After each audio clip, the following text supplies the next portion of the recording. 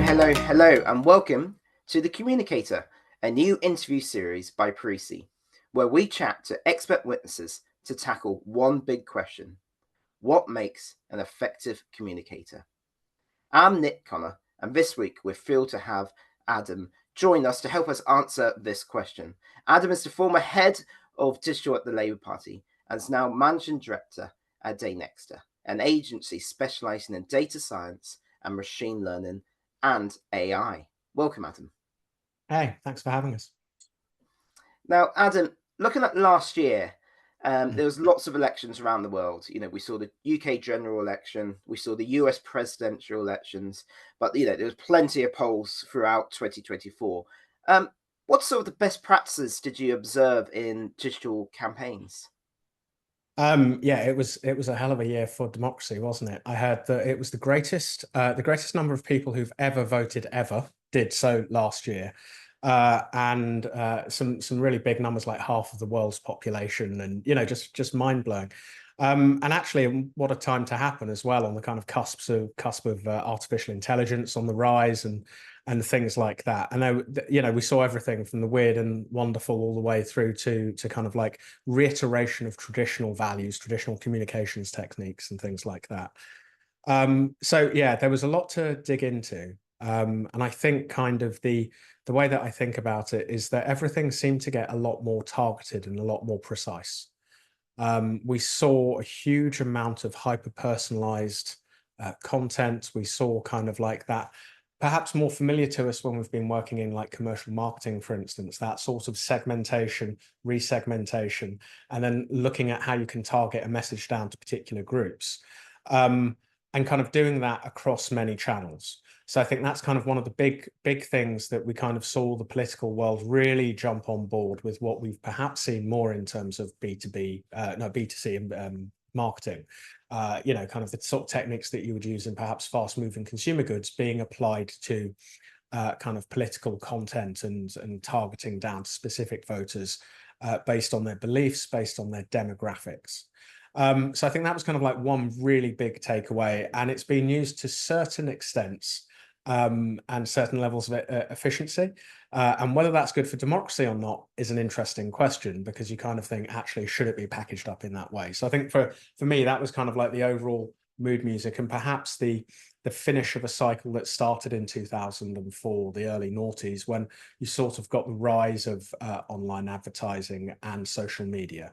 So to me, it feels like that's kind of closing off as a cycle. With that, we also saw an increase of things like video content, short form video leading the way and just appearing everywhere, really heroed by the likes of TikTok. But actually everyone's picking it up now. It's interesting, kind of like the assertion that video overall is the most important thing, kind of sits at both ends of the spectrum, especially when you look at the UK, where you kind of have a huge amount of focus on TikTok, but YouTube, whilst a massive news source for many people, was not really the prime focus of a lot of political campaigning. It was more focused on the faster moving channels. And in terms of video, TikTok, definitely. It was also telling to see TikTok's focus staff being employed by political parties so soon after. It's kind of like the rate of adoption for that is really fascinating as well. That exploration of new platforms, again, is another kind of trend that we've seen, not having any fear factor of jumping in and seeing what works. Again, I think in the UK that really paid dividends, but of course in the States as well, we've kind of seen the dominance of channels such as TikTok and things that sit slightly behind the public veil. So the likes of a Truth Social, the likes of WhatsApp messaging, Telegram, and in the UK, the Conservative Party, kind of Smart to Win, whether that fits into that sort of category. So I think there's some interesting stuff there. The other thing that I think kind of ties into that broad basket of this is consumer techniques being applied in a political context is the role of kind of influencers and trend makers in elections overall.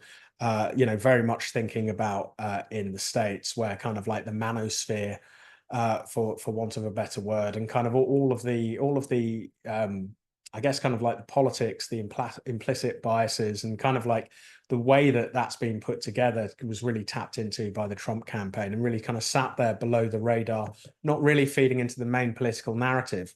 but still kind of like building support overall. So kind of really seeing that the way that kind of digital media has kind of overtaken where traditional media was 20 years ago, and actually is kind of now bubbling underneath it. So I think those are kind of like the big kind of trends that we saw with social media kind of really reaching its kind of peak maturity. And then the other elements were just on AI. It was not the AI election. And this reminds me a lot of kind of like the early noughties when it was the social media election. It wasn't at all. It was traditional media being pushed out via social channels. This was probably a social election. The AI election did not manifest for better or worse. What is interesting is the fear of an AI influenced election did manifest. So that kind of led to a situation where the use of AI was being questioned and was kind of being thought about as a net negative to democracy, as something that could, you know, kind of produce deep fakes, as we saw with Sadiq in 2004. But the fear of kind of AI was there, but the actual delivery of it, perhaps in the UK, we saw it with some reform stuff. Maybe that's yet to be confirmed. You know, it just wasn't there.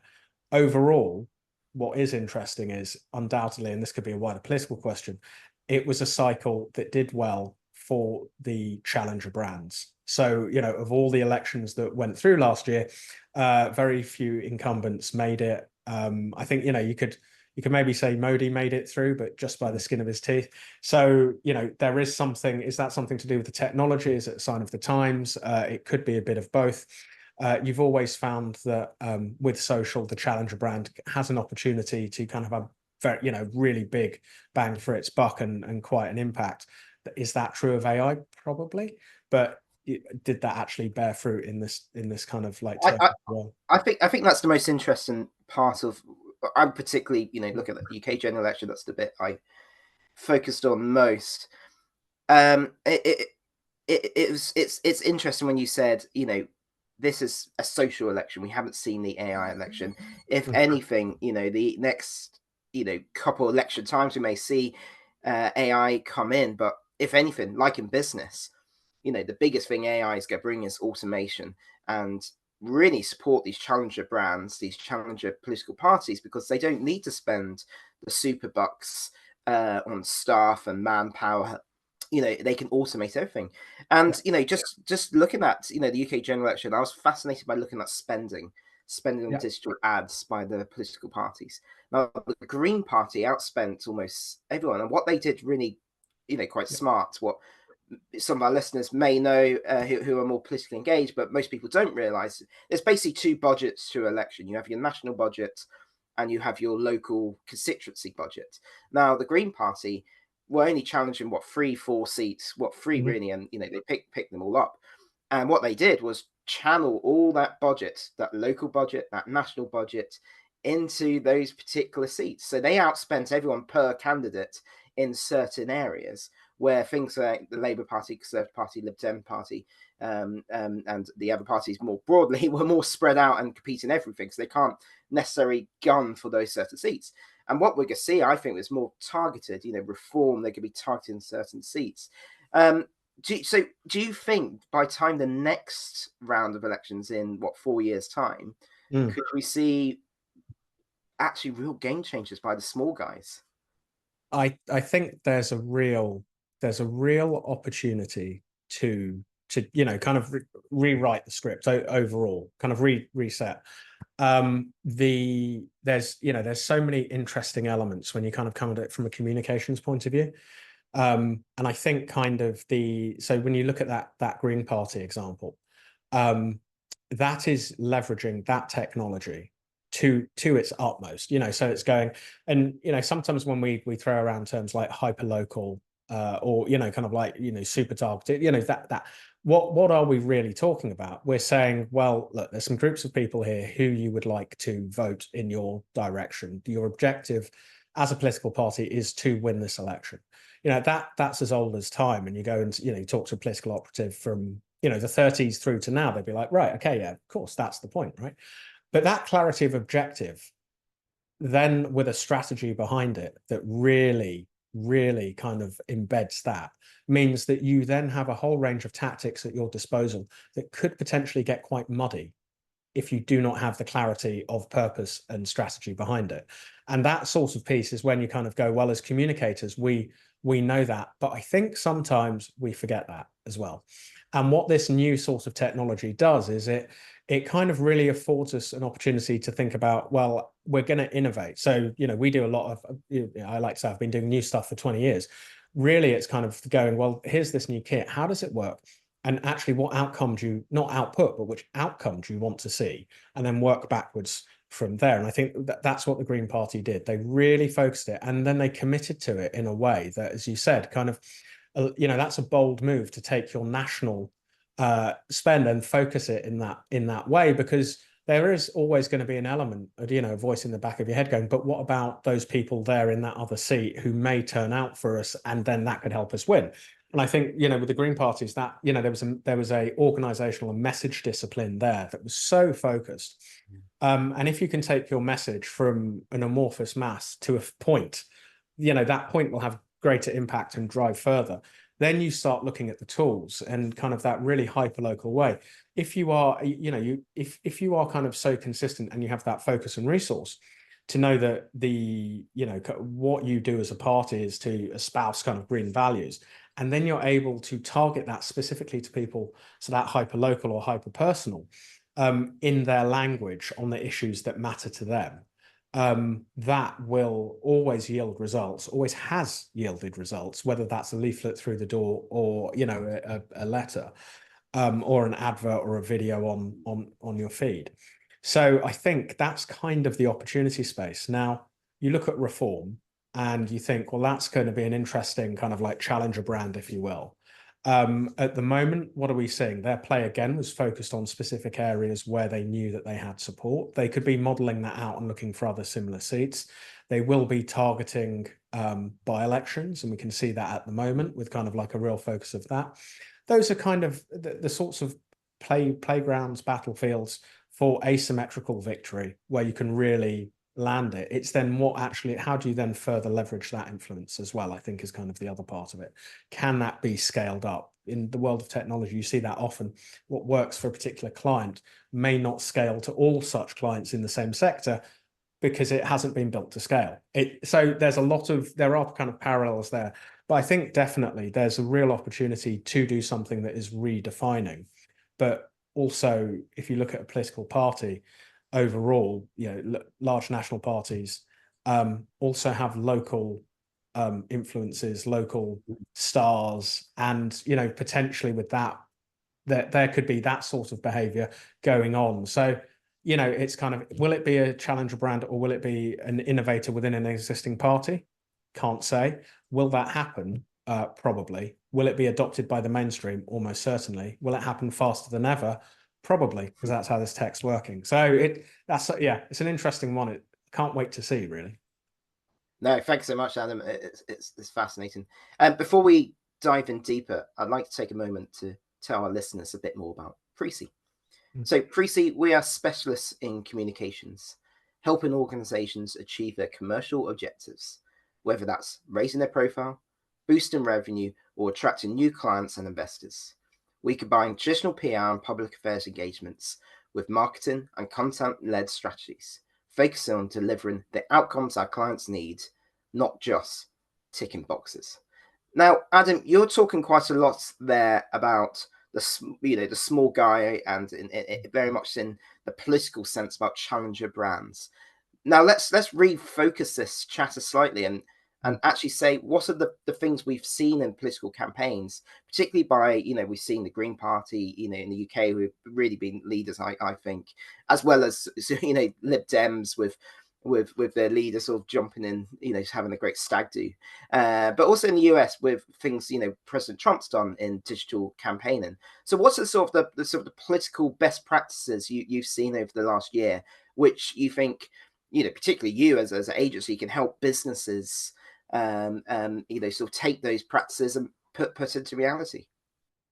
There's a lot of bits to pick out. And I think kind of, again, it kind of comes to that thing, like overall, I think kind of that refocus is kind of necessary. And we've seen that that reassertion of the fundamentals. So again, kind of just ensuring that you do what it is that you do best. And the sort of work that you're doing with a lot of your clients of going, well, what's the communication strategy? What's the objective here? And really reasserting from first principles where it is that you want to go. I think with political campaigns, there's something about them that you don't always see in the commercial world, corporate world, which is an absolute ruthlessness and focus on expediency, kind of what works, what doesn't work, where is the influence. And also, perhaps it's kind of like the short form nature of a political campaign, but that idea of how do we ensure that we kind of achieve that overarching objective. So I think kind of always coming back into that idea of, well, get that sorted and get strategy working. Then at that point, the work that you can do in terms of merging technology, social, and AI will become increasingly clear. That's particularly important with the rise of AI, because it's such a powerful tactic. You can kind of get really lost in the soup and kind of lose your way quite easily. You can kind of get too far into the technology. So I think there's been something really nice there in terms of looking at new stuff, but then also working out exactly the right sort of ratio and deploying across different channels.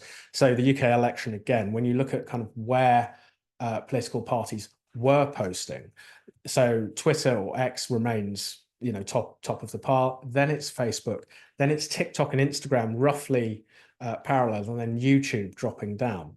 There were, I think, at most, the SNP and Labour put out about 1,000 posts over the course of the campaigns. That's like kind of 30 a day. So, there's a lot to be learned there about the sort of volume of stuff that you can put out if you've got something that allows you to cohere to an overarching strategy. In that sort of setup, this multi-channel approach is super, super important. The fact that TikTok was adopted to the same level as Instagram, it took a few cycles for Instagram to even be considered at that level. TikTok walks in and straight there on day one. So that's a kind of interesting look at, well, where are people? What's expedient? Where can we repurpose content into? And also, I think kind of really starting to approach this technology as mature media channels in the same way that, like perhaps 20, 30 years ago, you would think, well, the Tory party would be sending more stuff to the Telegraph over the Mirror. Yeah, so it's kind of, are these treating them like similar sorts of channels and campaigns? And that's do you mind just jumping in? Yeah, Just no, really, go. I've noticed something quite interesting, and I think some of businesses, particularly let's say B2B businesses, I think maybe the consumer guys have really nailed it. But it's actually experimenting with new channels where you think there is an audience. Now, I'll give you an example. So you have Nigel Farage in the UK and Donald Trump in the US. Now, one of the experiences I had as a political geek knocking on doors during the general election was I very much had a reform voter in my mind, being, a man or lady, in their 70s,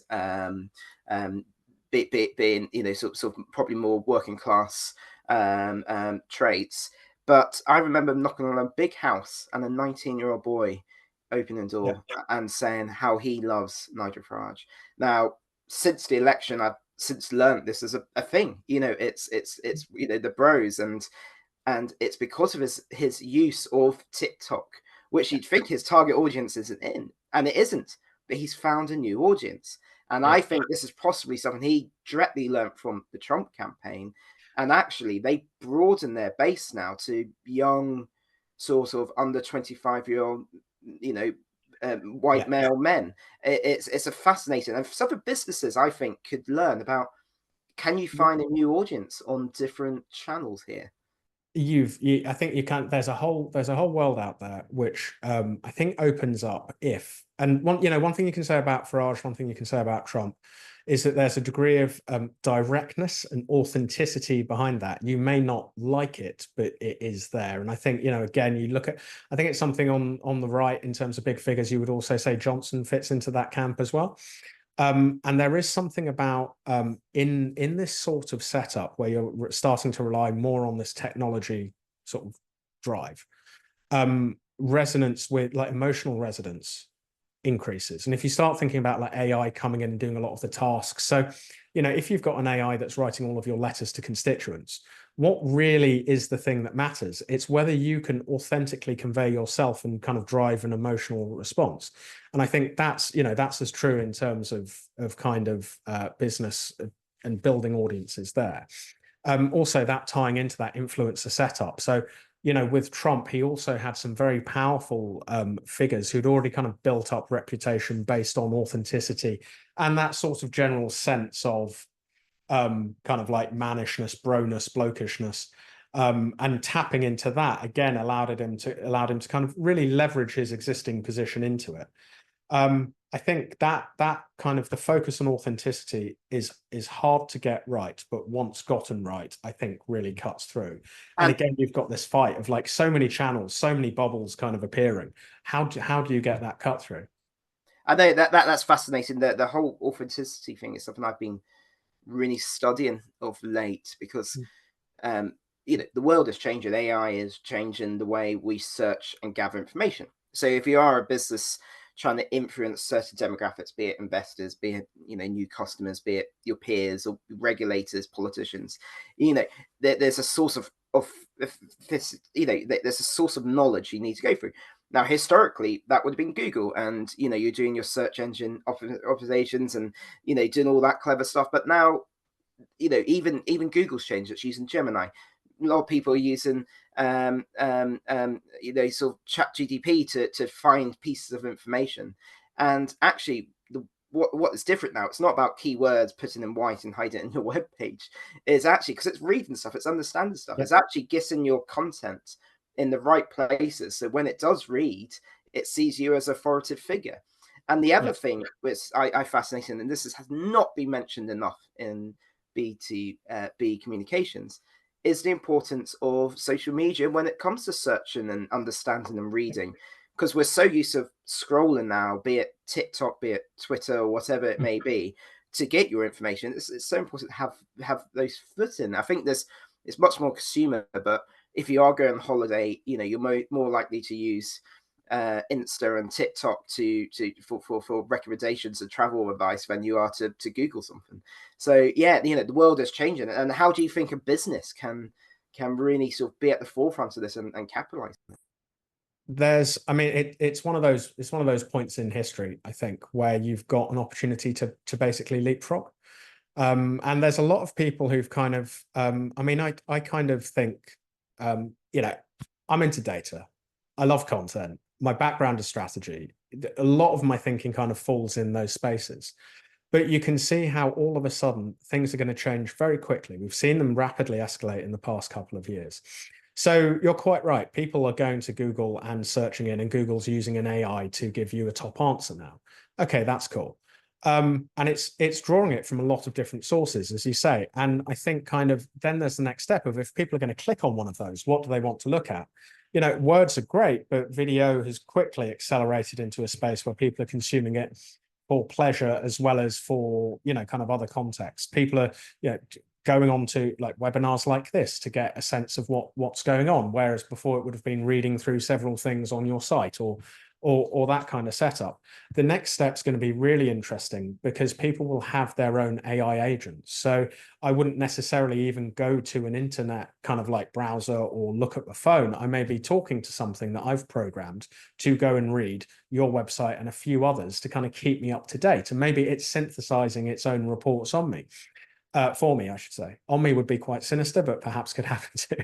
But I think with all of that then kind of, yes, that is totally new and different. But as a business, what does that mean? It means you've also got to revert back to first principles that make sense in the digital world. So make sure that your content is fresh, up to date, and kind of still working. That the data that you've got on there is correct and easily accessible. Your site is something that can be read by machines and humans. There's a whole school of thought that your website may disappear to just be replaced by a data feed, like an API that feeds into other stuff.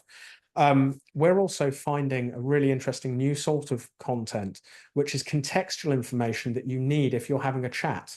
So, you may not, you may want to go and buy something. And previously you would have had a description of what it is. So say you're buying a fire alarm, you would go and see what it is, how loud it is, how it works, how it's powered, where you put it. But actually now the question may be, I'm worried about my toaster setting on fire, what should I do? And it's that contextual piece that ends up being a critical element.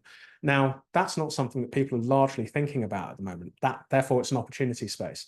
I think people who put that context on top of their content, when it comes to a rise of agents that are trying to reason and figure out as machines, people who make it easy for those machines to do that work will see a net gain overall. But it's stuff that you can do now. You need not wait for the future to arrive. You can just kind of crack on with it, because you will begin to see uplifts, I think, occurring, pretty quickly.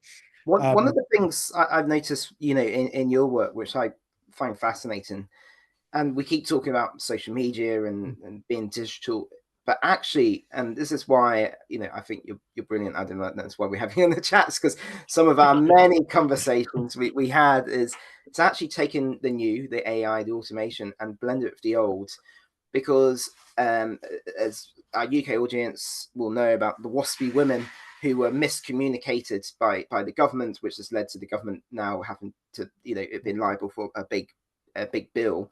It's actually reaching hard to reach people who may not be the ones on social media, but they may be the ones who still might pick up a phone or read an actual letter.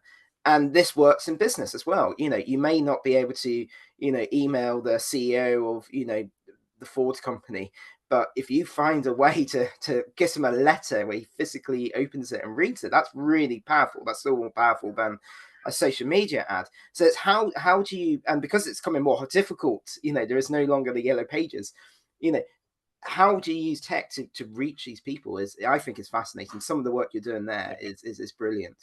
Thank you for that. It's kind of it's been a bit of a road, but I think now there's a real kind of chance. Again, this kind of ties back into the political part in terms of how the air campaign of the media front ties into the ground campaign of knocking on doors, delivering leaflets and things like that. And what you can take from that and apply directly to business is, how do you deploy resource efficiently? And I think, again, with this, you've now got the sorts of tools that allows you to look at, so you can see the performance metrics of different activities. So if you look at your social media piece and see, well, it's resonating great with the demographics of, I don't know, 18 to 35, that's great. But you really want to start thinking about targeting older people, or, those who are digitally excluded. You would then look at the kind of like the demographic profiles of those people. You would then be able to use, we do a lot of stuff with freely available census data to kind of work out where people are. And then on the back of that, you could then think about what tactics would work, perhaps doing that with an AI assistant that kind of will go off and scan best practice to help you come up with new ideas, or maybe research what else is going on within those areas at scale very quickly, bring it back to you, and then allow you to kind of deploy that in a test and learn environment. So, we're very keen to be working with local authorities in the first instance to kind of understand how we can make the public purse go further and kind of like be used efficiently by kind of working out what means of communications work. Especially, not everything's always going to be like, here, deliver a kind of a social media advert, as you say.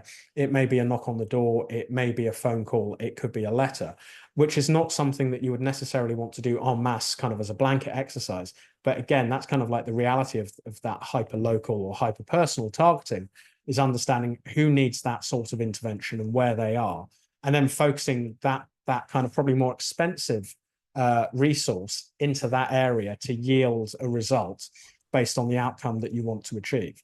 So I think for businesses, again, there's kind of like a real opportunity to take away the things, kind of really focus the emphasis on the things that add the most value, not always the number crunching, not always the writing the copy, but actually that delivery of that intervention, be it a message, be it a service. And again, that kind of ties into that overarching point, because that's a really authentic human emotional connection. And that is the sort of activity that delivers benefits overall in terms of a new kind of like digital AI social world. So I think it's a net good. And being able to really kind of think about, use the data to inform the decision making, and then use AI to help facilitate the the kind of the delivery of what you do on the back of that decision and increase the capacity of the staff that you have. That's really starting to shift the needle in really like low resource environments that kind of really need this sort of efficiency boost. So yeah, it's exciting stuff, and it's so much faster now. Is kind of like the thing. You can really start to get out there, try it, see what works. And for a business, that's amazing because you're seeing immediate impact on the bottom line. It's a great time to kind of get into. Absolutely, and if when we redo this chat in a year, 5 years time, we're going to see how much that needle has moved. It's fast moving, and we're really on the cusp of something in sort of digital world here. Like you said earlier, we've been talking about the social election for years, but this one was the first truly social election, and we've got years to come of the proper AI election, and we're really at the eve of this new AI dawn. Well, thanks so much for your time, Adam. I've been Nick Connor, and you've been listening to The Communicators, an interview series by Parisi. If you have any questions for us or Adam, drop them in the comments, and don't forget to give us a like. Be sure to tune in next time. Thank you.